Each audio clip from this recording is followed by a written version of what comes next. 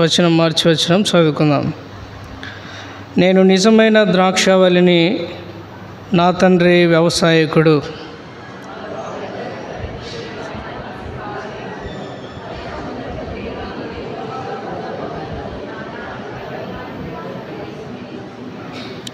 నేను మీతో చెప్పిన మాటను బట్టి మీరు ఇప్పుడు పవిత్రులై ఉన్నారు.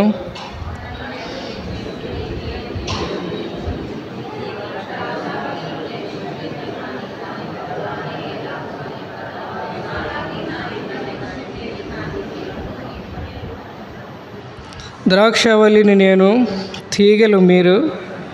ఎవడు నా యందు నిలిచియుండునో, నేను ఎవరి యందు నిలిచియుండునో వాడు బహుగా ఫలించును. నాకు వేరుగా ఉండి మీరేమీ చేయలేరు.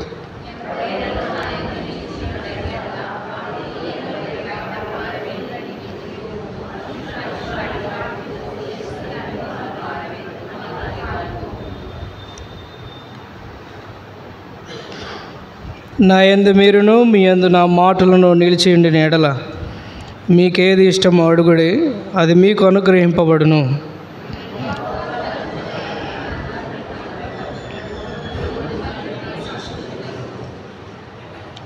మరొక చిన్న భాగాన్ని చదువుకుందాం. కొరింథీయులకు రాసినటువంటి మొదటి పత్రిక 11వ అధ్యాయం.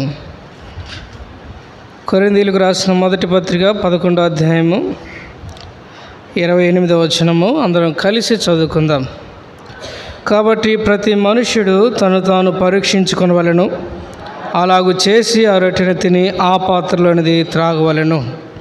ప్రభు సాయం కొరకే చిన్న ప్రార్థన చేసుకుందాం. మోకరించగలిగిన వాళ్ళందరూ మోకరించండి. ప్రేమగల తండ్రి, పరిశుద్ధుడైన మా దేవ, మీ ఘనమైన నామాన్ని బట్టి మీ పాదాలకు వందనాలు. మా గమనానికి తీసుకొని వచ్చినటువంటి మాటలను బట్టి ప్రభువా మీకు స్తోత్రాలు. దయగలిగిన తండ్రి, ఎండిన భూమిలో నాటబడ్డారు. నిస్సారమైన ప్రభువా మరి నేను ఎండిన స్థితి అది నా జీవితం అయితే ప్రభువా మావలే నావలే మీరు ప్రభువా మనుషునిగా ప్రభువా మా మధ్యలో నాటబడ్డారు. అందుకే మీకు స్తోత్రాలు. దీనుడుగా తగ్గించబడ్డారు ప్రభువా. సమస్తమును కోల్పోయారు, రిక్తినిగా చేయబడ్డారు. నా కొరకే మీకు వందనాలు.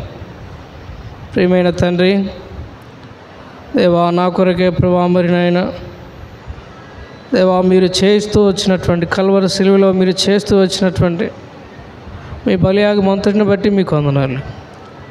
మీ మహిమలోనికి దినం నన్ను మార్చుచున్న దేవుడు, అందుకే మీకు స్తోత్రాలు. మా ఆరాధనలు మీరు అంగీకరించండి ప్రభా, సహాయం చేయండి ప్రభా. ఈ సమయంలో మా మధ్యలో ఉంచిన ప్రభు బలను బట్టి ప్రభా స్తోత్రములు.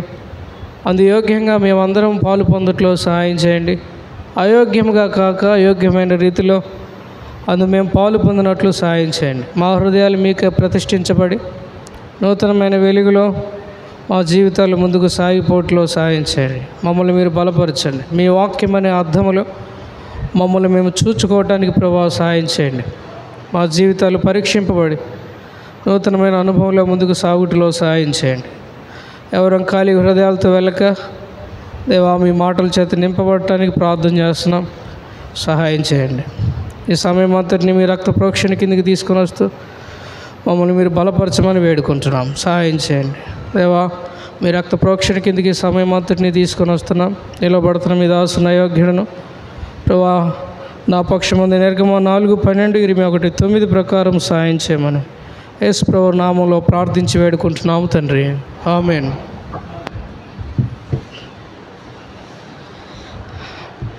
మనం చదివినటువంటి భాగం ఇది మనకు బాగా పరిచయమైనటువంటి భాగం, మనకు బాగా తెలియపరచబడినటువంటి తేటైనటువంటి చక్కని భాగం ఇది.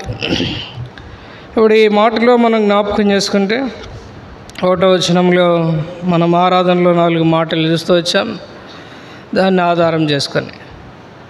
ఇప్పుడు ఈ మాటలో జ్ఞాపకం చేసుకుంటే ఒక చక్కని మాట ఇక్కడ నేను యోహాను సువార్త 15వ అధ్యాయం 5వ వచనంలోకి వస్తున్నాను.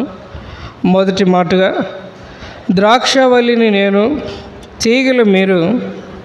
ఎవడు నా యందు నిలిచి ఉండునో, నేను ఎవని యందు నిలిచి ఉండునో వాడు బహుగా ఫలించును. నాకు వేరుగా ఉండి మీరేమీ చేయలేరు. ఓ చక్కని మాట ఇక్కడ మనకు అర్థమవుతుంది.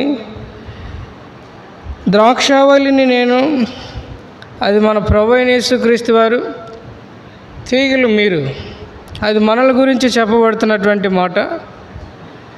అయితే ప్రభు యొక్క ఉద్దేశం ఏంటి ఇక్కడ అర్థమవుతుంది.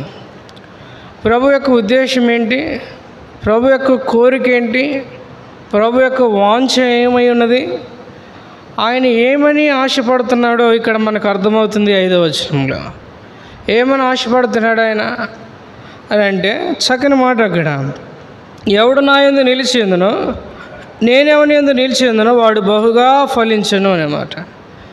ప్రభు ఆశపడుతున్నాడు ఏమని అంటే మనం ఫలించాలని ఆయన ఆశపడుతున్నాడు. మనము ఫలించాలని ప్రభు ఆశపడుతున్నాడు. దానికై మన జీవితాల్లో సరైనటువంటి స్పందన మనకు అవసరం. మన జీవితాల్లో సరైనటువంటి స్పందన ఎంతో అవసరం.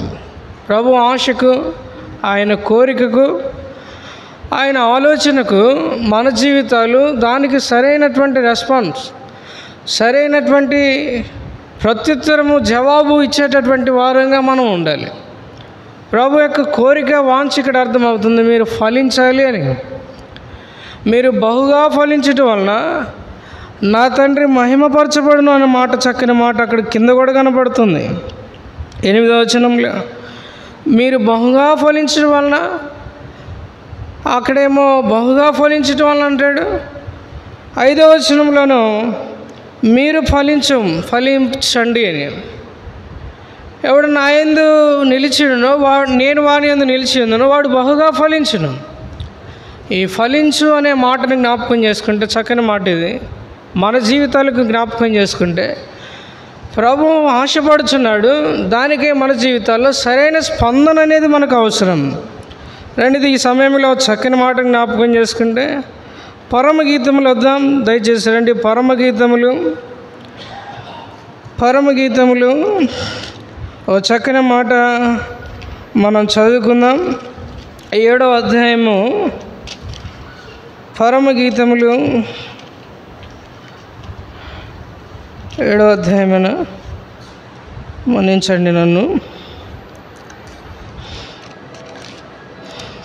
నేను ప్రసంగి తీశాను. పరమగీతములు 7వ అధ్యాయం 13వ వచనం, పుత్రదాత వృక్షము సువాసననిచ్చుచున్నది, నా ప్రియుడా నేను నీ కొరకు దాచియుంచిన నానావిధ శ్రేష్ఠ ఫలములు పచ్చివియు పండువియు మా ద్వారబంధముల మీద వ్రేలాడుచున్నవి.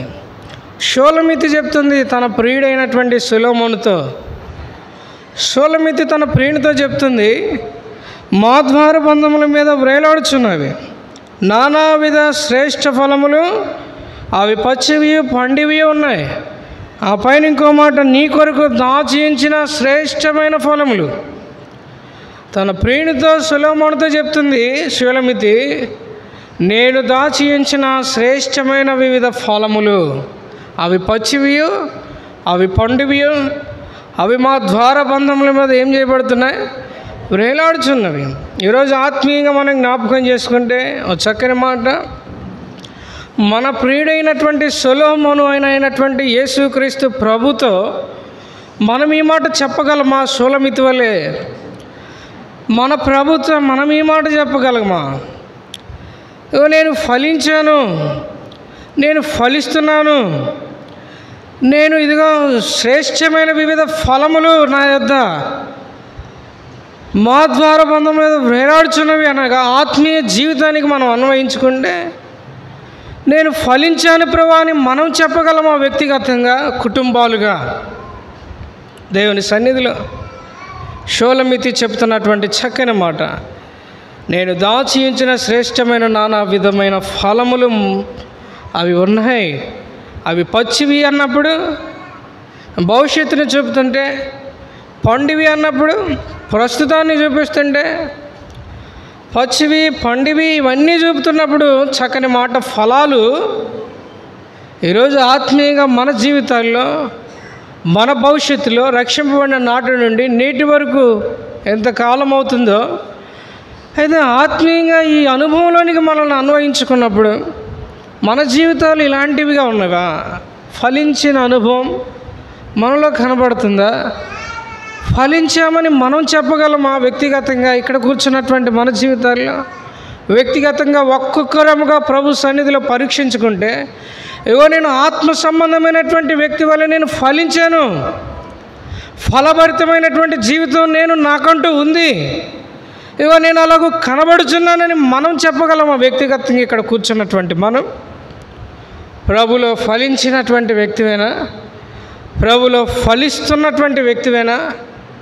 వ్యక్తిగతంగా మన కుటుంబాలు జ్ఞాపకం చేసుకుంటే ఆత్మీయంగా దేవుని సన్నిధిలో ఫలిస్తున్నాయి అవి.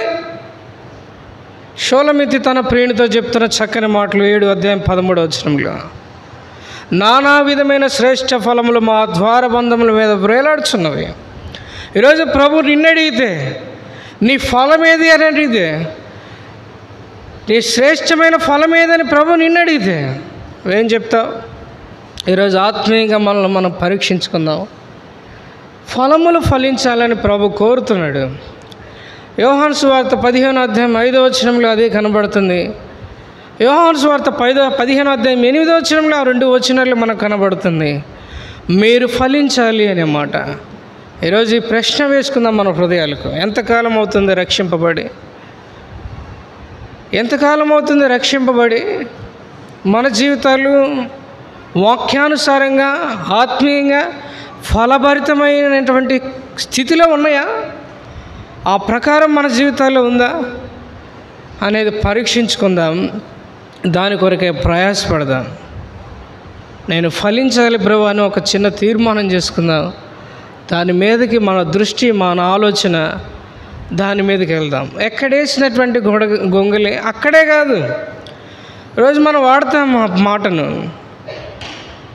10 సంవత్సరముల క్రితం ఎలాగైతే ఉందో ఇప్పుడు అలాగే ఉందని చెప్తాం కొన్నిసార్లు ఏదన్నా ఒక అవకాశం తీసుకొని మాట్లాడేటప్పుడు. ఈరోజు ఆత్మీయంగా రక్షింపబడి ఎంతకాలం అవుతుంది? మన జీవితాలు నీటి బాప్తిసంలో సాక్ష్యం ఇచ్చావు.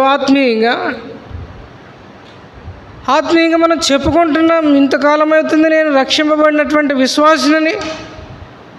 దానికి సంబంధమైనటువంటి క్రియలు, దానికి సంబంధమైనటువంటి వెలుగు, ఆ సంబంధమైనటువంటి ప్రత్యక్షత, బయలుపరుపు మన జీవితాల్లో కనబడుతుందా? అది లేకపోతే ఫలించానని నువ్వు ఎట్లా చెప్తావు? ఇంకా ఫలభరితమైనటువంటి జీవితం నువ్వు జీవించుతున్నామా? ఇది ప్రశ్న మన హృదయాలకు మనం వేసుకుందాం. ఒకవేళ ఆ స్థితిలో నేను లేని ప్రభు అంటే పరీక్షించుకుందాం, ముందుకు సాగిపోదాం. దాని కొరకే నన్ను నడిపించు ప్రభు అని. ఇంకొక మాట ఇక్కడ జ్ఞాపకం చేస్తే దయచేసి రండి. యోహాను సువార్త 15:8 యోహాను సువార్త 15:8 మీరు బహుగా ఫలించటం వలన నా తండ్రి మహిమపరచబడును. చాలా అంతే. మీరు ఫలించాలని ప్రభు కోరుతున్నాడు. ఒకటి, మనము ఫలించాలి వ్యక్తిగతంగా, కుటుంబాలుగా. అది ప్రభు మనల్ని కోరుచున్నాడు. దానికి సరైనటువంటి స్పందన మన జీవితాల్లోంచి రావాలి. రెండవదిగా ఇక్కడ మీరు ఫలించటం వలన, మీరు బహుగా ఫలించటం వలన ఏం చేయబడుతుందంట? తండ్రి మహిమపరచబడతాడు. ఇప్పుడు మనం ఫలించడం ద్వారా రెండవదిగా ఏమవుతుందంట? తండ్రి మహిమ కొరకు అది తీసుకురాబడుతుంది. అది తండ్రి మహిమకు తోడ్పడుతుంది. మనం ఫలించటం తండ్రిని మహిమపరచబడుతుంది. తండ్రి మహిమపరచబడతాడు. ఈరోజు ఆత్మీయంగా జ్ఞాపకం చేసుకుంటే ఫలించాలి అనే ఆశ మనలో ఉండటం అనేది అది అంతైనా అవసరం. మీరు బహుగా ఫలించటం వలన నా తండ్రి మహిమపరచబడను. మన ప్రభువైన యేసుక్రీస్తు వారిలో కూడా అది చూడవచ్చు. అది ఇప్పుడు ఆత్మీయంగా జ్ఞాపకం చేసుకుంటే రక్షింపబడ్డాం సరిపోదు, నీటి బాప్తిసంలో సాక్ష్యం ఇచ్చావు సరిపోదు, విశ్వాసిగా నీ భక్తి జీవితం కొనసాగిస్తున్నావు మంచిదే. అయితే నీ ద్వారా వ్యక్తిగతంగా నిన్ను బట్టి ప్రభునామానికి మహిమ కలుగుతుందా? నీ ద్వారా ప్రభు ఘనపరచబడుతున్నాడా? యెషయా గ్రంథం 43 దయచేసి రండి. దేవుని వాక్యంలోనికి వద్దాము. చక్కని మాట అక్కడ యెషయా గ్రంథం 43వ అధ్యాయం 7వ వచనం. నా మహిమ నిమిత్తము నేను సృజించిన వారిని, నా నామము పెట్టబడిన వారిని అందరినీ తెప్పించుము. ప్రభు దేని కొరకు మనల్ని సృజించాడంట? నా మహిమ నిమిత్తము నేను సృజించిన వారిని, నా మహిమ నిమిత్తము నా నామము పెట్టబడిన వారందరినీ తెప్పించుము. ఇది ఎవరిని గురించి చెప్పబడుతుంది? వ్యక్తిగతంగా ఇక్కడ ప్రతి ఒక్కరినితో ప్రభు మనతో మాట్లాడుతున్నాడు. ఆయన మహిమ నిమిత్తమే మనల్ని సృజించాడు. అది ఆలోచన మనలో ఉండాలి. ప్రకటన గ్రంథం 5వ అధ్యాయంలో ఓ చక్కని మాట ఉంది, దయచేసి రండి. ప్రకటన గ్రంథం 5వ అధ్యాయము 13వ వచనం. అంతటా పరలోకమందును భూలోకమందును భూమి క్రిందను సముద్రంలోనూ ఉన్న ప్రతి సృష్టము అనగా వాటిలోనున్న సర్వమును సింహాసనాసీనుడైన వానికి గొర్రెపిల్లకును స్తోత్రమును ఘనతయు మహిమయు ప్రభావమును యుగయుగములు కలుగునుగా కానీ చెప్పుట వింటిని. ఈ వచనంలో ఏమర్థమవుతుంది? పరలోకమందును భూలోకమందును భూమి క్రిందను సముద్రంలో ఉన్న ప్రతి సృష్టము ఏం చేస్తుందంటే దేవుని మహిమ కొరకే పాటుపడుతుంది. అక్కడ దేవుని మహిమ కొరకే అక్కడ ప్రయాసపడుతాం. అక్కడ చూస్తాం ప్రతి సృష్టము ప్రభువుని ఘనపరుచున్నదండి. ఈరోజు ఆయన చేత సృష్టింపబడినటువంటి మనం, ఆయన నామము నిమిత్తం మనల్ని సృష్టించుకున్నాడు. ఆయన మహిమ నిమిత్తమే మనల్ని సృష్టించుకున్నాడు. ఆయన మహిమ నిమిత్తమే మనల్ని ఏర్పరచుకున్నాడు. అయితే ఈరోజు ఆత్మీయంగా రక్షింపబడినటువంటి విశ్వాసి సహోదరి సహోదరుడా, మనల్ని బట్టి ప్రభువుకి మహిమ కలుగుతుందా? నిన్ను బట్టి ప్రభు మహిమపరచబడుతున్నాడా? అది ఎంతైనా ప్రాముఖ్యమైనది. నిన్ను బట్టి ప్రభు మహిమపరచబడుతున్నాడా? ప్రభు మహిమ కొరకే మనం జీవించే వారిగా ఉండాలి. ఇది మన ప్రభు అయిన యేసుక్రీస్తు వారిలో జ్ఞాపకం చేసుకుంటే, దయచేసి రండి. ఆయన భూమి మీద జీవించినటువంటి 33.5 సంవత్సరంలో యేసుప్రభు వారు తనను తాను గురించి పలికిన చక్కని మాట. దయచేసి రండి. యోహాను సువార్త 8వ అధ్యాయము 49వ వచనం. రండి దయచేసి. యోహాను సువార్త 8వ అధ్యాయము 49వ వచనం. యేసు, నేను దయ్యము పట్టిన వాడను కాను, నా తండ్రిని ఘనపరచువాడను. ఆ రోజు ప్రభు వారితో చెప్పిన చక్కని మాట ఇది. ఆ సమాజంలో ప్రభు వారిని గురించి ఇశ్రాయేలీలతో చెప్పిన చక్కని మాట, వీధులతో యోధా జనాంగంతో మాట్లాడిన మాట. నేను దయ్యము పట్టివాడిని కాను, అయితే నేను ఎవరిని? నా తండ్రిని నేను ఘనపరచువాడను.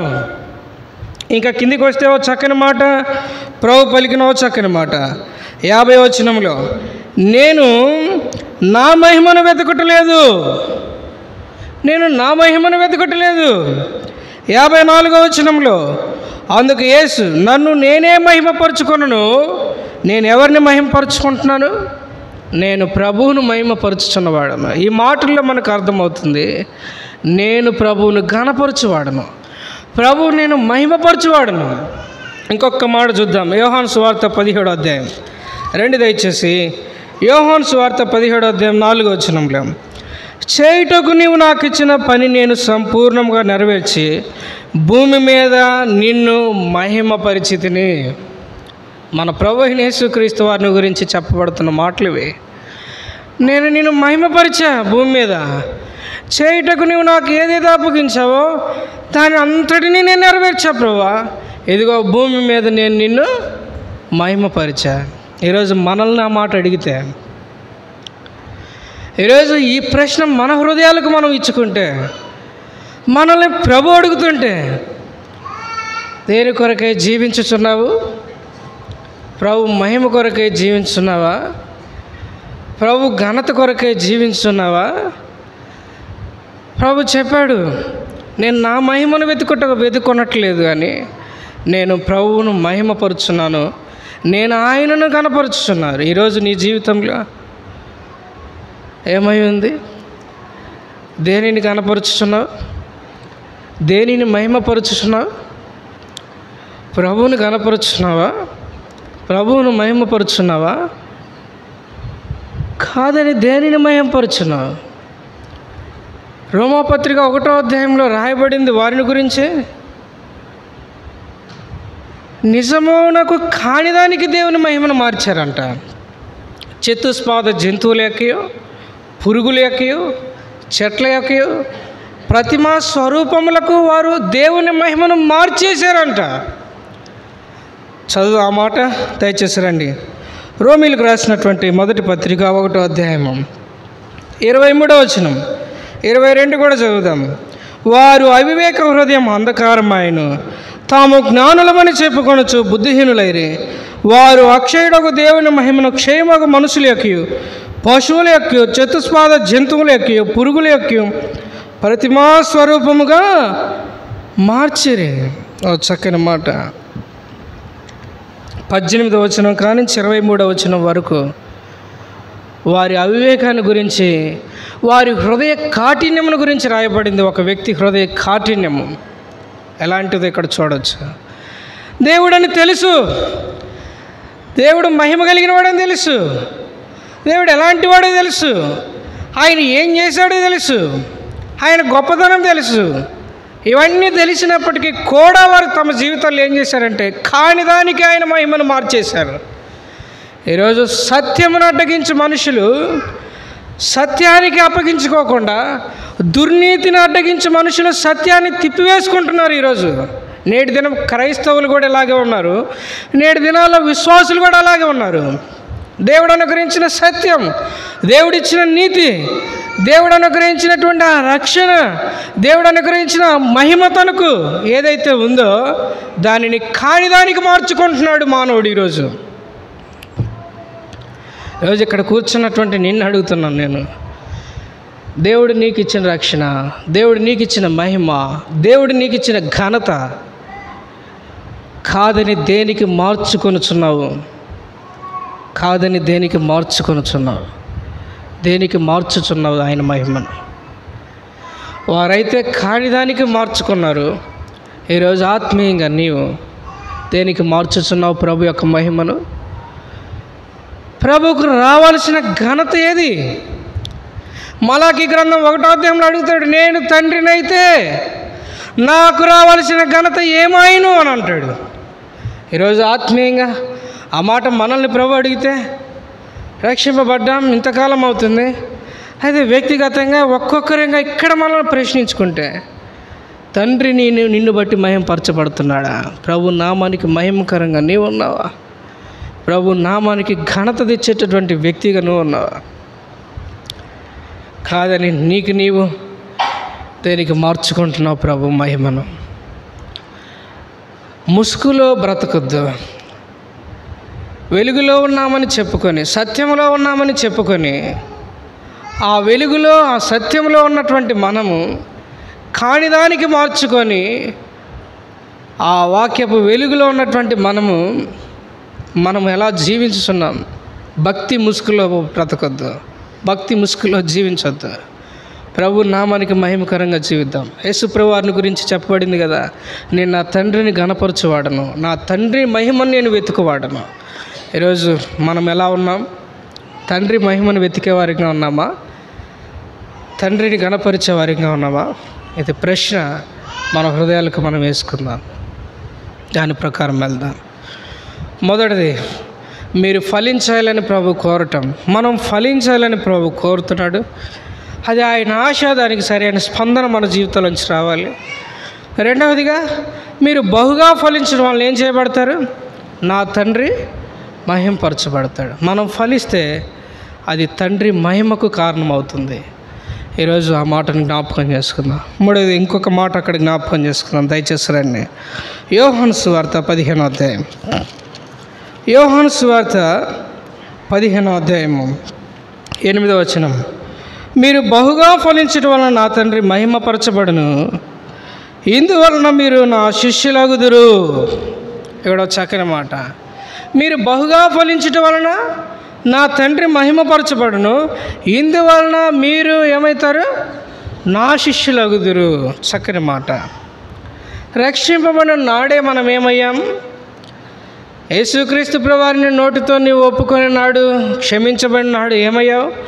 రోమాపత్రిక 6వ అధ్యాయము 18వ వచనం ప్రకారము నీతికి దాసుడుగా చేయబడ్డావు. నీతికి దాసునిగా చేయబడ్డావు. అయితే ఆత్మీయంగా ఇప్పుడు మనం జ్ఞాపకం చేసుకుంటే ఇక దాసులేం కాదు, ఇంకా ఆగిపోలేదు అక్కడితోటి. దాసులమే కాదు, అందుకే ఇక్కడ కింద అన్నాడు, ఇక మిమ్మల్ని దాసులని పిలవక నేను ఏమని పిలుచున్నాను? స్నేహితులని మిమ్మల్ని పిలుచున్నాను. అదొక మాట. అయితే ఇంకో మాట ఇక్కడ, ఇందువలన మీరేమవుతారు? నా శిష్యులు అవుతారు. ఎప్పుడు? మనం ఫలించినప్పుడు తండ్రి మహింపరచబడతాడు ఒకటి. రెండవది మనం ఫలించినప్పుడు, రెండవది ఆయన మనల్ని ఏం చేస్తున్నాడు తెలుసా? ఒకడు నన్ను సేవించిన ఎడల నేను అతన్ని ఘనపరిచెదను. దయచేసి రండి, రోమాపత్రిక మన్నించండి, యోహాను సువార్త 12వ అధ్యాయం. యోహాను సువార్త 12వ అధ్యాయంలో 25వ వచనం, మన్నించాలి 26వ వచనం. ఒకడు నన్ను సేవించిన ఎడల నన్ను వెంబడింపవలను, అప్పుడు నేనెక్కడ ఉందనో అక్కడ నా సేవకుడును ఉండను. ఒకడు నన్ను సేవించిన ఎడల నా తండ్రి అతన్ని కనపరచును. చక్కని మాట ఇది. నా శిష్యులు అవుతారంటే ఏంటి ఆ మాట? ఓ చక్కని ఉన్నతమైనటువంటి మాట అది మన జీవితాలకు. రక్షింపబడ్డాం, నీతికి దాసులంగా చేయబడ్డాం, అంతేకాదు ఇక స్నేహితులమని పిలువబడుతున్నాం, అంతేకాదు ఇక నా శిష్యులు అవుతారంటే ఏం చేయబడతాం? ఆయన మనం మహిమపరిచాము. అయితే తిరిగి మరలా ఏం చేస్తున్నాడు? ఆయన మనల్ని కనపరుచుతున్నాడు, మనలను మహిమపరుచుతున్నాడు ఆయన. అందుకే ఒక మాట చదువుదాం. యేసుప్రభువు చెప్పిన చక్కని మాట, యోహాను సువార్త 17వ అధ్యాయం. యోహాను సువార్త 17వ అధ్యాయం, 17వ అధ్యాయంలో 5వ వచనం, 5వ వచనం ఓ చక్కని మాట అది. తండ్రి లోకము పుట్టుక మునుపు నీ యొద్ద నాకు ఏ మహిమ ఉండినో ఆ మహిమతో నన్ను ఇప్పుడు నీ యొద్ద మహిమపరచును. ఇది మన ప్రభువునే కాదు, మన జీవితాలకు కూడా ఇది అన్వయించబడుతుంది. ఒకడు నన్ను సేవించిన ఎడల అతన్ని నేను ఘనపరుస్తాను అని చక్కని మాట. ఈరోజు ఆయన ఏం చేస్తున్నాడో తెలుసా? మనం ఆయన మహిమపరుస్తున్నప్పుడు తిరిగి అదే మరలా మనకి ఆయన మనల్ని మహిమపరుచున్నాడు. తిరిగి మరలా ఆయన మనల్ని ఏం చేస్తున్నాడు? కనపరుచున్నాడు. ఒకవేళ వ్యక్తి ఒక మనుషుడి దగ్గరికి వెళ్ళి నువ్వు మాట్లాడు, ఒక మనుషుడి దగ్గరికి వెళ్ళి నువ్వు అతన్ని ఘనపరచు, తిరిగి ఒకవేళ ఆ ఘనత నీకు రాకపోవచ్చు, తిరిగి అతని ద్వారా అతని దగ్గర నుంచి నీకు ఆ ప్రేమ దక్కకపోవచ్చు. కానీ ప్రభు ఏం చేస్తాడు? ప్రభు తిరిగి అదే మహిమ, నువ్వు ఏదైతే ప్రభువును ప్రేమిస్తావో అదే ప్రేమ నీకు తిరిగి వస్తుంది. ప్రభుని ఎంతగా నువ్వు మహిమపరుస్తున్నావో తిరిగి అదే మహిమను నీకు అనుగ్రహిస్తున్నాడు. ఆయన ఎంతగా నువ్వు కనపరుస్తున్నావో అదే ఘనత తిరిగి మరలా నీకు అనుగ్రహించబడుతుంది. ఎంత గొప్ప ధన్యత ఇది మన జీవితాలకు. ఎప్పుడు ఇది? ఫలించినప్పుడు. 3 సంగతులు ఇక్కడ ఫలించాలని ప్రభు కోరుతున్నాడు. రెండవది, మనం ఫలించినప్పుడు ప్రభు తండ్రి మహిమపరచబడుతున్నాడు. అంత మాత్రమే కాదు, ఆయన మనల్ని మహిమపరుచున్నాడు. ఈరోజు ఆత్మీయంగా జ్ఞాపకం చేసుకుంటే ఆయన మహిమపరచడం అంటే ఇంకేం కావాలి? ఈరోజు మనకిచ్చిన రక్షణ, దాని ఔన్నత్యమును జ్ఞాపకం చేసుకుంటే ఎంతో ఉన్నతమైన రక్షణ. లోకస్తులకు ఎరగరు కానీ, లోకస్తులు తెలియదు కానీ రక్షణ ఎంత స్వాస్యమైంది మనకి ఇవ్వబడింది. పరలోకం మన కొరకు తెరవబడి ఉంది. వ్యక్తిగతంగా భూమి మీద జీవించిన జీవిత దినాల్లో ప్రభు మనకిస్తున్నటువంటి ఆశీర్వాద దీవెనలు ఎన్నో. ఇంకంతకన్నా మహిమ ఏముంది? కీర్తన గ్రంథం 91వ అధ్యాయం 14వ వచనంలో, అతడు నన్ను ప్రేమించుచున్నాడు కనుక నేను అతన్ని తప్పించేదను, అతడు నా నామమును ఎరిగిన వాడు కనుక నేను అతనిని ఘనపరిచెదను. మొదటి సమూయేలు 2వ అధ్యాయం 30వ వచనం అనుకుంటాను. నన్ను ఘనపరచు వారిని నేను ఘనపరిచేదను. ఇంతకన్నా ఇంకేంటి? ప్రభు మహిమ కొరకే మనం ప్రయాసపడదాం. ప్రభు మహిమ కొరకే, ప్రభు ఘనత కొరకే ఆ ప్రకారం మన జీవితాలు ముందుకు సాగిపోయేవిగా ఉన్నట్లుగా ప్రార్థన చేసుకుందాం. ఇంకో చక్కని మాటకి వెళ్దాం రండి దయచేసి. మరొక తలంపుకు వస్తున్నా నేను. యోహాను సువార్త 15వ అధ్యాయం, దయచేసి రండి. దేవుని వాక్యంలో అండి, యోహాను సువార్త 15వ అధ్యాయము యోహాను సువార్త 15వ అధ్యాయము మరొక మాటకు వస్తున్నాను. 5వ వచనమే. 5వ వచనం చదువుకుందాం. ద్రాక్షవల్లిని నేను, తీగలు మీరు. ఎవడు నా యందు నిలిచి ఉండునో, నేను ఎవని యందు నిలిచి ఉండునో వాడు బహుగా ఫలించును. నాకు వేరుగా ఉండి మీరేమీ చేయలేరు. చక్కని మాట. నాకు వేరుగా ఉండి మీరేమీ చేయలేరు. ఫలించుటకు ఒక హెచ్చరిక మనం ఇక్కడ జ్ఞాపకం చేసుకోవచ్చు. మన జీవితాల్లో ఫలించడానికి ఒక హెచ్చరిక మన జీవితాలకు ఇక్కడ జ్ఞాపకం చేసుకుంటే ఒక చక్కని మాట. నియమాలు, ఫలించడానికి ఒక నియమం ఉంది ఇక్కడ. ఒక చక్కని మాట. నాకు వేరుగా ఉండి మీరేమీ చేయలేరు. చెట్టుకు వేరుగా ఉంటే ఆ కొమ్మ వేరైతే ఏమవుతుంది? అది చనిపోతుంది, జీవము లేకుండా మృతమైపోతుంది. వేరుగా అంటే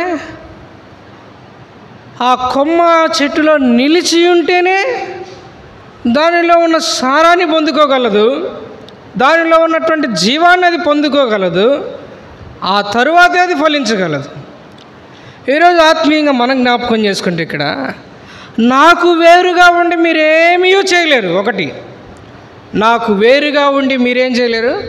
ఫలించలేరు. అందుకే పైన చూస్తాం, అక్కడ వేరుగా ఉంటే ఫలించం. మరి ఏం చేయాలి? ఆ కొమ్మ చెట్టులో నిలిచి ఉంటే అది ఫలిస్తుంది. ఈరోజు ఆత్మీయంగా మన జీవితాల్లో కూడా జ్ఞాపకం చేసుకుంటే క్రీస్తులో ఉంటే మనం ఫలించగలం. క్రీస్తుకు వేరుగా ఉంటే మన జీవితాలు ఫలించలేము. క్రీస్తుకు వేరుగా ఉంటే ఫలించలేము. అందుకే రోమాపత్రిక 16వ అధ్యాయం 7వ వచనంలో ఒక మాట రాయబడింది. దయచేసి రెండవ మాటను జ్ఞాపకం చేసుకుందాం. రోమాపత్రిక 16వ అధ్యాయం, రోమీలకు రాసినటువంటి పత్రిక 16వ అధ్యాయము 7వ వచనం. నాకు బంధువులను నా తోడి ఖైదీలునైనా అంద్రోనీకును యూనియకును వందనములు. వీరు అపోస్తులలో ప్రసిద్ధికెక్కిన వారే, నాకంటే ముందుగా క్రీస్తునందున్నవారు. నాకంటే ముందుగా వారు ఎవరంట? క్రీస్తునందున్నవారు. ఈరోజు ఆత్మీయంగా మనం జ్ఞాపకం చేసుకుంటే క్రీస్తునందున్నవారు నాకంటే ముందుగా. క్రీస్తులో ఉండటం అది ప్రాముఖ్యం. క్రీస్తుకు వేరుగా ఉంటే మన జీవితాలు ఫలించం. క్రీస్తుకు వేరుగా ఉంటే ఫలించం. క్రీస్తుకు వేరుగా అంటే క్రీస్తుకు దూరస్తునిగా నీవు ఉంటే, క్రీస్తునికి సమీపస్తునిగా రాకుండా క్రీస్తుకు దూరస్తుడిగా నీవు ఉంటే ఫలించం మన జీవితాలు. క్రీస్తుల్లో ఉండాలి. క్రీస్తుల్లో ఉంటే ఫలించగలం. ఒక మాట జ్ఞాపకం చేసుకుంటే దూరస్తులు ఎవరు? ఎఫెసీలకు రాసిన పత్రిక దయచేసి రండి, 2వ అధ్యాయం. పౌలు అపోస్తలుడు ఎఫెసీలకు రాసినటువంటి పత్రిక 2వ అధ్యాయము ఒక చక్కని మాట 12వ వచనం. ఆ కాలమందు ఇశ్రాయేలుతో సహపౌరులు కాక పరదేశులను, వాగ్దాన నిబంధన లేని పరజనులను, నిరీక్షణ లేని వారును, లోకమందు దేవుడు లేని వారు అయ్యుండి క్రీస్తుకు దూరస్తులై ఉంటేనని మీరు ఎవరు? ఎఫెసీలు ఎవరు? క్రీస్తుకు దూరస్తులు. దూరస్తులు అంటే ఏంటి? ఏ జ్ఞాపకం చేయబడుతుంది వారి గురించి? 2వ అధ్యాయం 1వ వచనంలో, మీరు మీ అపరాధముల చేతనో పాపముల చేతనో మీరెవరు? చచ్చినవారు. మీ అపరాధముల చేత, మీ పాపముల చేత మీరు చచ్చినవారు. చచ్చిపోవటం అంటే ఏంటి? ఎఫెసీ 4:18, దేవుని జీవములో నుండి, దేవుని వలన కలుగు జీవములో నుండి వేరు చేయబడటం. ఈరోజు ఆత్మీయంగా మానవుడు పాపాన్ని బట్టి దేవుని జీవంలో నుండి వేరు చేయబడుతున్నాడు. దేవుని జీవంలో నుండి వేరు చేయబడుతున్నాడు. వేరు చేయబడితే ఫలించం. ఎఫెసీలు ఎవరు? పూర్వం దూరస్తులు, చచ్చిపోయిన వారు. దేవుని జీవంలో నుండి వారు దూరంగా పోయినటువంటి వారు. వారిని గురించి రాయబడింది 2వ అధ్యాయం 1వ వచనంలో చచ్చిన వారు, అపరాధముల చేత మృతమైన వారు. 2వ అధ్యాయం 8వ వచనంలో రక్షణ పొందారు మీరు. వారిని గురించి ఇంకొక అద్భుతమైన మాట, మీరు సహవాసంలోనికి వచ్చారు. 2వ అధ్యాయంలో చూస్తే అక్కడ దేవుని ఇశ్రాయేలుగా, దేవుని ఇంటివారుగా పిలువబడుతున్నారు, అన్య జనాంగమైన వారు. అయితే 4వ అధ్యాయం దగ్గరికి వచ్చేసరికి ఏం చెప్పాడు వాళ్ళ గురించి? మీరేం చేయబడ్డారు? దేవుని జీవంలో నుండి వేరు చేయబడుతున్నారు. విశ్వాసీ జాగ్రత్త. రక్షింపబడిన మన జీవితాలు క్రీస్తుకు ఎడం చేయబడితే, క్రీస్తుకు దూరం చేయబడితే మన జీవితాలు మృతమైనటువంటి స్థితి, చనిపోయిన స్థితి ఆత్మీయంగా. ఈరోజు ఇక్కడ కూర్చున్నటువంటి నీవు క్రీస్తుకు దూరంగా ఉన్నావా? క్రీస్తులో ఉన్నావా? క్రీస్తులో ఉన్న వ్యక్తివేనా? క్రీస్తుకు దూరంగా ఉన్నటువంటి వ్యక్తివా? ఎఫెసీలు రక్షణ పొందారు, ఆత్మీయంగా దేవుని ఇంటివారుగా చేయబడ్డారు, దేవుని కుటుంబంగా పిలువబడుతున్నవారే వారి గురించి రాయబడింది. దేవుని జీవంలో నుండి వేరు చేయబడ్డారు. ఈరోజు ఇక్కడ కూర్చున్నటువంటి మన పరిస్థితి ఏంటి? ఆత్మీయంగా నాకు వేరుగా ఉంటే మీరేమీ ఏం చేయబడతారు మరి? యోహాను సువార్త 15వ అధ్యాయం, దయచేసి రండి.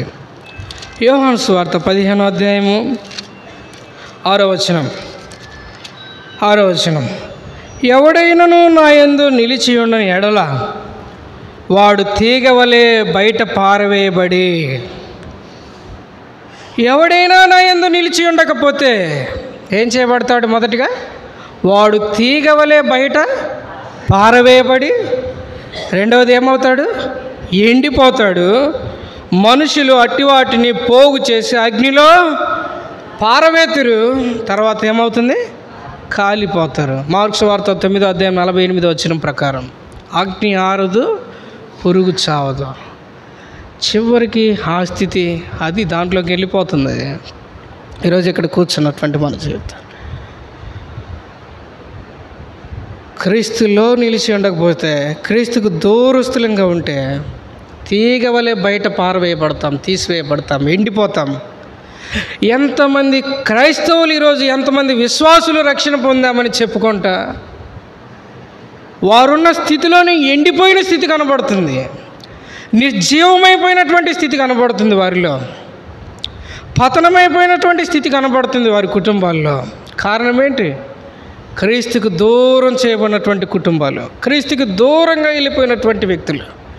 ఈరోజు ఇక్కడ కూర్చున్న నీవు క్రీస్తు సమీపానికిలో ఉన్నవా? క్రీస్తుకు దూరంగా వెళ్ళిపోయావా? క్రీస్తులో ఉన్న వ్యక్తివేనా? జ్ఞాపకం చేసుకుందాం ఆ మాట. ఒకవేళ క్రీస్తుకు దూరంగా వెళ్ళిపోతే యోహాను సువార్త 15వ అధ్యాయం 6వ వచనం ప్రకారం వాడు తీగ వలె బయట పారవేయబడతాడు, రెండవది ఎండిపోతాడు, మూడవది అగ్నితో అటువాటిని వారు ఏం చేస్తారు? ఊడ్చి పారవేస్తారు, అగ్నిలో కాల్చివేయబడతాడు. చివరికి తన స్థితి అది. కాల్చివేయబడటానికి నిన్ను ఇష్టపడతావా? ఈరోజు ఒకవేళ రా, క్షమాపణలోనికి రా. ఒకవేళ దూరంగా వెళ్ళిపోయావేమో క్రీస్తుకి సమీపంలోనికి రా. ప్రభువా నేను కాదని నేను వెళ్ళిపోయా దూరంగా, అయితే ఇప్పుడు నేను నీ నిబంధనలోనికి వస్తా, నీ చెంతకు వస్తా ప్రభు అని చెప్పు. ప్రభుకు ఒక మాట చెప్పు, చక్కని తీర్మానం చేసుకొని క్రీస్తుల్లో నిలిచి ఉంటే అది మన జీవితాలకు ధన్యత. క్రీస్తుకు వేరుగా వెళ్ళిపోతే, ఎడం చేయబడితే అది మన జీవితాల్లో శాపగ్రస్తమే తప్ప మనకేం దైవ ఆశీర్వాదం కానే కాదు. ఎప్పుడు ఫలిస్తాం? వేరుగా ఉంటే ఫలించం. అంటు కట్టబడిన అనుభవం మనలో ఉంటే ఫలించగలం. క్రీస్తులో ఉండటం ఏంటి? క్రీస్తులో అంటు కట్టబడి ఉండటం, దేవుని వాక్యానికి అంటుకట్టుబడి ఉంటాం, దేవుని సత్యంలో అంటుకట్టుబడి ఉంటాం, దేవుని వెలుగులో ఉండటం. ఇది మన జీవితాల్లో ఉంటే మనం ఫలించగలం. వేరుగా ఉంటే మనమేం ఫలించాం. మరొక తలంపుకు వస్తాను, దయచేసి రండి. యోహాను సువార్త 15వ అధ్యాయం రండి, దయచేసి 4వ వచనం. యోహాను సువార్త 15వ అధ్యాయము 4వ వచనం. నేను త్వరగా ముగిస్తాను. నా యందు నిలిచియుండుడి, మీ యందు నేనును నిలిచియుందును. తీగ ద్రాక్షావల్లిలో నిలిచి ఉంటేనే కానీ తనంతట తానే ఎలాగూ ఫలింపదో, అలాగే నా యందు నిలిచి ఉంటేనే కానీ మీరు ఫలింపరు. ఆ చక్కని మాట 4వ వచనంలో, నా యందు నిలిచియుండుడి. ఇది ఆజ్ఞ. ప్రభు మనతో చెప్పుతున్నటువంటి చక్కని మాట ఇది, ఆజ్ఞ ఇది. దీనికి విధేయత మనం చూపించేటటువంటి వారిగా మనం ఉండాలి క్రైస్తవ జీవితంలో. నా యందు నిలిచి ఉండు అని అంటే, ఒకవేళ నిలిచి ఉండకపోతే వేరైపోయే ప్రమాదం ఉంది. ఒకవేళ నిలిచి ఉండకపోతే తొలగిపోయే ప్రమాదం ఉంది. ఒకవేళ నిలిచి ఉండకపోతే దేవునికి దూరంగా వెళ్ళిపోయే పరిస్థితి ఉంది. అందుకే అంటాడు, నా యందు నిలిచి ఉండు మీరు, అప్పుడు మీ యందు నేనుంటా, నా యందు మీరుంటారు, అప్పుడు ఎవరుంటారు? అప్పుడు మీరు ఫలిస్తారు. ఓ మాట, చక్కని మాట ఇక్కడ జ్ఞాపకం చేసుకుంటే, దేవుని యందు నిలిచి ఉండకపోతే తొలగిపోయే ప్రమాదం ఉందండి.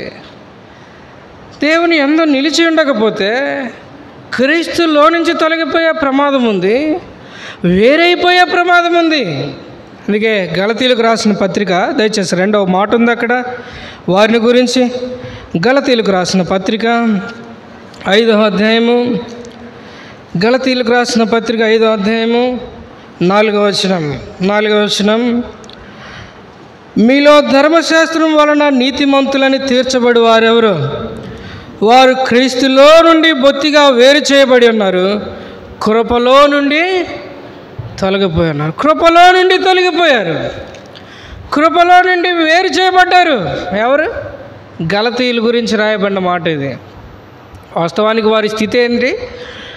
గలతీయులకు రాసిన పత్రిక 3వ అధ్యాయం 1వ వచనంలో వారిని గురించి ఏమి రాయబడిందండి? వాళ్ళ గురించి రాయబడిన చక్కని మాట, ఎవడు మిమ్మల్ని భ్రమపెట్టెను, సిలువ వేయబడినట్టుగా యేసుక్రీస్తు మీ కన్నుల ఎదుట ప్రదర్శింపబడ్డాను కదా. వారి ఎదుట, గలతీయుల ఎదుట ప్రభువారు సిలువ వేయబడినట్టుగా ప్రదర్శించబడ్డాడు. వాస్తవానికి యేసుక్రీస్తు ప్రభువారు సిలువ వేయబడినప్పుడు గలతీయులు ఉన్నారా? లేరు. మరి చెప్పబడినటువంటి అపోస్తులు ఉన్నాడా? ఆయన పౌలు ఉన్నాడా?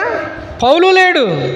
అయితే ఒక జీవము కలిగిన చక్కని ఆత్మ సంబంధమైన మాట ఏంటి ఇక్కడంటే, యేసుక్రీస్తు ప్రభువారు మీ కన్నుల ఎదుట సిలువ వేయబడినట్టుగా ఎట్లా అయితే చేయబడ్డాడో అలా ప్రదర్శించబడ్డాడు. వాళ్ళ దగ్గర, గలతీయుల దగ్గర యేసుక్రీస్తు ప్రభువారు వారి కన్నుల ముందర సిలువ వేయబడినట్టుగా ప్రదర్శించబడ్డాడు అక్కడ వాళ్ళ కళ్ళ ముందు. ఆ ఉపదేశానికి, ఆ వాక్యానికి వారు సమ్మతించి, ఆ వాక్య ఉపదేశాన్ని వారు అంగీకరించి 3వ అధ్యాయం 6వ వచనంలో రక్షణలోనికి వచ్చారు. గలతీ పత్రిక 3వ అధ్యాయం 6వ వచనంలో రక్షణలోనికి వచ్చారు. ఆ ప్రకారం అబ్రహాము ఏదైతే నీతిగా చేయబడ్డాడో, అబ్రహాం వలె నీతిమంతులుగా చేయబడ్డారు. అట్లా విశ్వాసం ద్వారా నీతిమంతులుగా చేయబడ్డారు. ఇంతవరకు బాగానే ఉంది. వారిని గురించి ఏం రాయబడింది? మరలా గలతీ పత్రిక 1వ అధ్యాయం 14వ వచనంలో, మన్నించాలి, గలతీ పత్రిక 1వ అధ్యాయం 6వ వచనంలో ఏం రాయబడింది?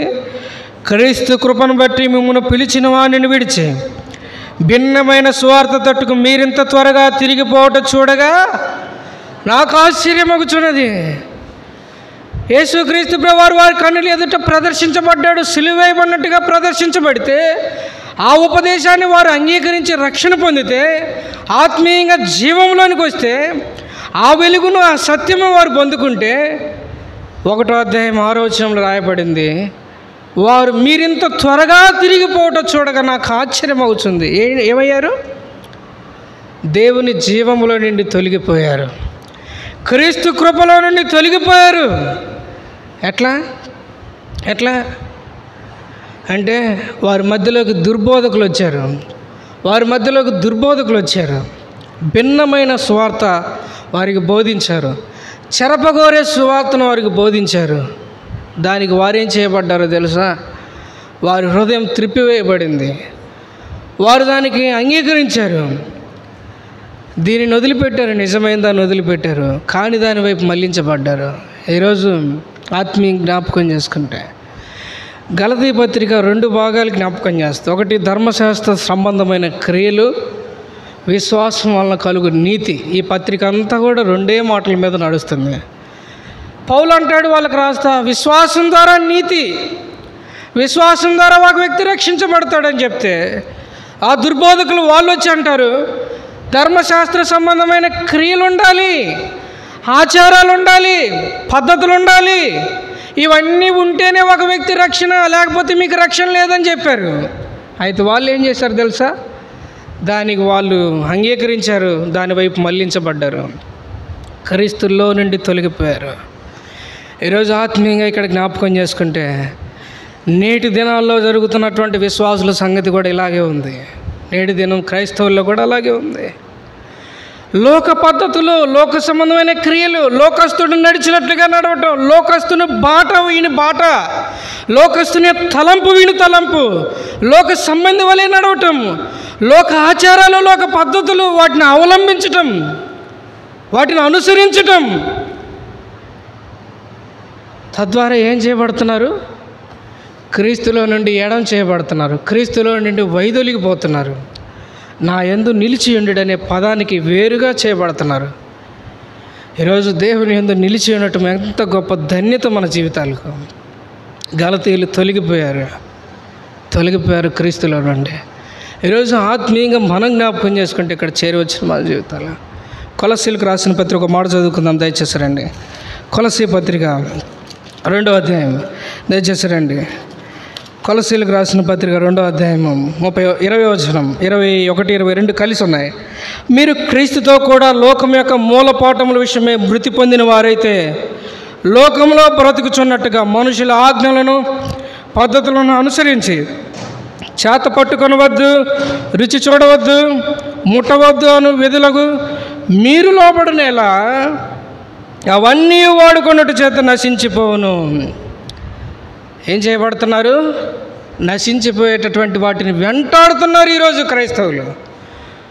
లోక సంబంధమైన పద్ధతులు, లోక సంబంధమైన క్రియలు, లోక సంబంధమైన ఆచారాలు, వీటన్నిటిని అనుసరించి ఒక పక్క క్రీస్తులో ఉన్న వ్యక్తి నేను చెప్పుకుంటా, ఇటు చూస్తేనేమో లోక సంబంధం వలె లోక సంబంధమైన క్రియలు, ఆచారాలు, పద్ధతులు ఇవన్నీ చేసుకుంటా మళ్ళీ ఏం చెప్తాం? మళ్ళీ నేను కాదన్నానన్నా, వాళ్ళ బాబాయ్ ఒప్పుకోలేదన్నా, వాళ్ళ పిన్ని ఒప్పుకోలేదన్నా, అందుకే వెళ్ళాల్సి వచ్చిందన్నా, చేయాల్సి వచ్చిందన్నా. ఎన్ని అబద్ధాలు ఆడతామంటే అన్ని అబద్ధాలు ఆడతారు కొన్నిసార్లు. కారణం ఏంటి? నిలిచి ఉండక లేకపోవటం, తొలగిపోవటం, దేవుని వాక్యానికి హృదయం అప్పగించకపోవటం, 100కి 100 దేవుని వాక్యం చెప్తున్నట్టు వాక్యానుసారంగా ఉండకపోవటం జీవితాల్లో. ఈరోజు ఇక్కడ కూర్చున్న మన జీవితాల్లో మనల్ని మనం ప్రశ్న వేసుకుందాం మన హృదయాలకు. నేను క్రీస్తులో ఉన్నానా? క్రీస్తుకు దూరంగా ఉన్నానా? కృపలో ఉన్నానా? కృపకు దూరంగా వెళ్ళిపోతున్నానా? లోక సంబంధి వలె నువ్వు చేస్తుంటే నువ్వు ఆ రోజే నువ్వు వెళ్ళిపోవు క్రీస్తులో నుంచి. లోక సంబంధమైన క్రియలు, పద్ధతులు నీ జీవితంలో ఉంటే ఆ రోజే నువ్వు వెడలిపోవు, దేవుని జీవంలోంచి నువ్వు వెళ్ళిపోయావు. ఇక దేవుని సంబంధమైన క్రియలు మన జీవితంలో ఏం జరుగుతాయి? దేవుని క్రియలు మనలో ఏం జరుగుతాయి? కాబట్టి జ్ఞాపకం చేసుకుందాం, నా యందు నిలిచి ఉండడి. లోకానికి రాజీపడి జీవిస్తే, లోకానికి రాజీపడి బ్రతికితే మన జీవితాలు నశించిపోతాం, పాడైపోతాం. దానియేలు, షద్రకు, మేషకు, అబేద్నెగోల దగ్గరికి వెళ్తే 1వ అధ్యాయంలో వారిని గురించి రాయబడింది, భోజనం నిమిత్తము కూడా తను అపవిత్రపరచుకోకూడదని వారు ఉద్దేశించి వారు చెప్పారు ఆ మాట. ఆ 4 బాలురు సంగతి చక్కగా రాయబడింది.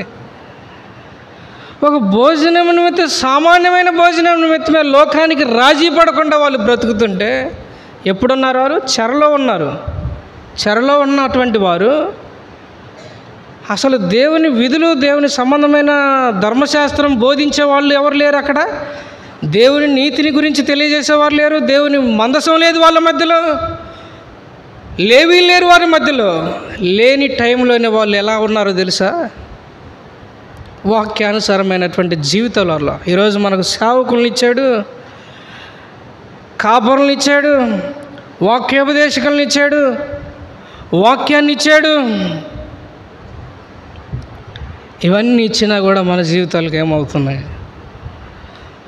వాక్యాన్ని దాటేసుకొని వెళ్ళిపోతున్నాం ముందుకు మన జీవితాలు. వేటికి మనము ముందుకెళ్తున్నాం? లోకస్తుల వలె ఉంటున్నామా? లోక సంబంధమైన క్రియలు మన జీవితాల్లో ఉంటే క్రీస్తు శిష్యులము కానీ దేవుని దాసులమని దేవుని బిడలమని చెప్పుకోవటానికి మనమైతే అర్హులం కాదు. ఆత్మీయంగా జ్ఞాపకం చేసుకుందాం. దేవుని నా యందు నిలిచి ఉండడే, ప్రభులో నిలిచి ఉందాం. వాక్యపు వెలుగులో లోకానికి రాజీ పడకుండా వాక్యపు వెలుగులో మన జీవితాలు ఉన్నట్లుగా ప్రార్థన చేసుకుందాం. ఆ ప్రకారం ముందుకెళ్దాం. ఇంకొక తలంపు నేను చెప్పి ముందుకెళ్తాను, దయచేసి రండి. ఇంకొక తలంపు మాత్రమే ముగిస్తాను నేను. యోహాను సువార్త 15వ అధ్యాయం, దయచేసి రండి. ఓ చక్కని మాటను చదువుకొని ముగించుకుందాం. యోహాను సువార్త 15వ అధ్యాయం, యోహాను సువార్త 15వ అధ్యాయం 2వ వచనం. అందరం కలిసి చదువుకుందాం. నాలో ఫలింపని ప్రతి తీగను ఆయన తీసి పారవేయును, ఫలించు ప్రతి తీగ మరి ఎక్కువగా ఫలింపవలనని దానిలోని పనికిరాని తీగలను తీసివేయును. చాలంతే. ఓ చక్కని మాట ఇంకా చెప్తున్నాను ఇక్కడ. నాలో ఫలింపని ప్రతి తీగను తీసి పారవేయను. అది ప్రభు చెప్తున్న చక్కని మాట. ఈరోజు ఆత్మీయ జ్ఞాపకం చేసుకుంటే వ్యవసాయకుడు ఏం చేస్తాడండి? పనికిరాని తీగలను ఏం చేస్తాడు చెప్పండి? పనికిరాని తీగలను ఏం చేస్తాడు? కత్తిరిస్తాడు. పనికిరాని తీగలను తీసివేస్తాడు. పనికిరానటువంటి వాటిని తీసేస్తాడు. ఆ పొలాల్లో కలుపు ఉంటుంది, అదంతా పనికిరాంది. దాని ద్వారా పొలమంతా ఏమవుతుంది? అది తీసివేయబడకపోతే పొలమంతా నష్టమే, అది తీసివేయబడకపోతే. అందుకే కలుపు తీస్తూనే ఉంటారు రిపీట్గా. అంటే వ్యవసాయకుడు ఏం చేస్తున్నాడనంటే పనికిరాని దానిని దాంట్లో నుంచి తీసివేస్తున్నాడు. ఈరోజు ఆత్మీయంగా జ్ఞాపకం చేసుకుంటే, ఈరోజు ఇక్కడికి వచ్చేసరికి వాక్యం దగ్గరికి వచ్చేసరికి మనకు అన్వయించుకుంటే, దానికంటే ముందు ఒక మాట చెప్తాను. ప్రత్యక్షపు గుడారంలో దీపవృక్షం ఉంది. ప్రత్యక్ష గుడారంలో దీపవృక్షం ఉంది. దీపవృక్షంలో దీపం ముట్టించడానికి నిత్యము అది మండుచుండాలి. ఆ దీప ఒత్తిని ఎవరు వెలిగించాలి? లేవీలు, అహరోను సంతతి వారు వెలిగించాలి. దాని కొరకే చెప్పాడు, కత్తెర చిప్ప కూడా 2 చేయమన్నాడు. దీపవృక్షం కొరకే దీపము నిత్యము మండుచుండాలి. అయితే ఆయన ప్రతిదినం ఏం చేయాలి? ప్రతిదినం అహరోను సంతతి వారు దానిని చక్కపరచాలి. ప్రతిదినం దాన్ని చక్కపరచాలి.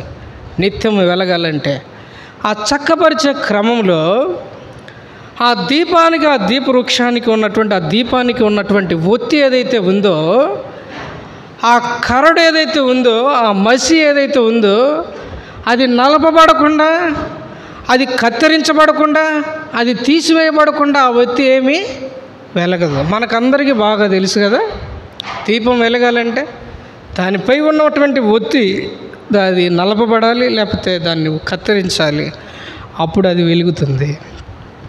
దాని కొరకే ప్రత్యక్ష గుడారంలో కత్తెర చేయించమన్నాడు, దానిని చక్కపరచడానికి. ఈరోజు క్రైస్తవ జీవితంలో మన బ్రతుకులో కూడా మన దినాల్లో కూడా పనికిరానివి కత్తిరించుకోకుండా మనం వెలగం. నీ జీవితంలో పనికిరానిది ఏదంటూ ఉందో అది నీకే తెలుసు బాగా, ఇతరులు ఏలెత్తి చూపించాల్సిన పని లేదా. మన జీవితాల్లో పనికిరాని ఏదైతే ఉందో దాన్ని తీసేసుకుంటేనే మనం వెలగలం. మన జీవితాల్లో పనికిరాని కత్తిరించబడితేనే మనం దేవుని జీవాన్ని చూపించగలం ఇతరులకు. మన జీవితాల్లో పనికిరానివి, మృతమైనవి, అసహ్యమైనవి, నీచమైనవి, కానివి, మనం ఫలించకుండా అడ్డుపడేవి అవి ఏవైతే ఉన్నాయో అవి మనలో కత్తిరించబడాలి. అవి కత్తిరించబడకుండా మనం లోకానికి వెలుగుగా ఉండం, లోకానికి జ్యోతుల వలె కనబడం, లోకానికి పరిమళ వాసనగా ఉండం. ఎప్పుడు లోకానికి నువ్వు పరిమళ వాసనగా, లోకానికి నువ్వు జీవ వెలుగుగా, లోకానికి నువ్వు జ్యోతిగా ఎప్పుడు అని అంటే మన జీవితాల్లో పనికిరానివి తీసివేసుకున్నప్పుడు. విశ్వాసులకి చాలా కష్టమైంది ఏంటంటే మన జీవితాలకు మనకు కత్తిరించుకోవాలంటే కొన్నిసార్లు అయిష్టంగా ఉంటుంది, కత్తిరించుకోవాలంటే కొన్నిసార్లు తీసివేసుకోవాలంటే, కత్తిరించబడాలంటే, నలపబడాలంటే కొన్నిసార్లు ఇష్టపడట్లేదు. ఇష్టపడట్లేదు. కానీ అవి కత్తిరించబడితేనే, అవి తీసివేయబడితేనే ఆత్మీయంగా మనం ముందుకు పోగలుగుతాం. లేకపోతే అక్కడ ఆగిపోతాం. యాత్రా జీవితంలో మనం జ్ఞాపకం చేసుకుంటే, అబ్రహామును ఎగ్జాంపుల్ జ్ఞాపకం చేసుకుంటే, తన జీవితంలో షారా చెప్పింది, హాగర్ను దాసిని దాని కుమారుని వెళ్ళగొట్టానంటే అబ్రహాముకి ఎంతో దుఃఖకరం వేసింది, చాలా బాధ వేసింది. ఆయనకు ఇస్మాయిల్ని వెళ్ళగొట్టడానికి ఇష్టపడలేదు. అందుకే ప్రార్థన కూడా చేశాడు ప్రభుతోటి, ఇస్మాయిలు నీ సన్నిధిని బ్రతుక నన్ను అనుగ్రహించు ప్రభువా అని ప్రార్థన చేశాడు పెద్ద ఆయన. ఎంతో వేదన పడ్డాడు, దుఃఖపడ్డాడు, కన్నీరు గార్చాడు. 99 సంవత్సరాల వయసులో పుట్టాడు కదా, 13 సంవత్సరాల కుమారుని ఈ టైంలో వెళ్ళగొట్టాలంటే కన్నీరు గారుస్తున్నాడు, దుఃఖపడుతున్నాడు. అయితే దేవుడు కూడా చెప్పాడు, నీ భార్య అయిన శారాయి మాట వినుము, ఆ దాసిని దాని కుమారుణ్ణి వెళ్ళగొట్టు. అబ్రహాము తన జీవితంలో దేవుడు అనుమతించిన కత్తెర చూసారా, అది ఎలాంటిదిగా ఉందో. వేదన పడ్డాడు, దుఃఖపడ్డాడు. అది వాళ్ళు వెళ్ళిపోతేనే వాగ్దాన పుత్రుడు వాళ్ళకి దేవుడు ఇచ్చిన వాగ్దానం స్వతంత్రించుకోగలుగుతాడు. దేవుని వాగ్దానం నెరవేర్చబడుతుంది తనకు. ఈరోజు మన బ్రతుకులో, మన జీవితంలో, మన దినాల్లో కూడా అంతే. పనికిరానివి, మృతమైనవి, అసహ్యమైనవి, మన ప్రభు తృణీకరించేవి కానివి మన జీవితాల్లో ఉంటే మనం ఫలించాం. మనం ఫలించాలంటే మనలో కానిది ఏదో ఉంది, అది తీసేసుకోవటానికి ఇష్టపడితే మనం ఫలించగలం. అది అది తీసివేయబడకుండా మనం ముందుకు సాగలేం, మనం వెలిగించబడలేం. ఆ దీపానికి ఉన్న ఒత్తి కత్తిరిస్తేనే దీపం వెలుగుతుంది. ఆ వ్యవసాయకుడు పొలంలో అది సమృద్ధిగా చక్కని పంట పండాలంటే ఆ వ్యవసాయకుడు దానిలోని పనికిరానివన్నిటిని తీసివేయాలి.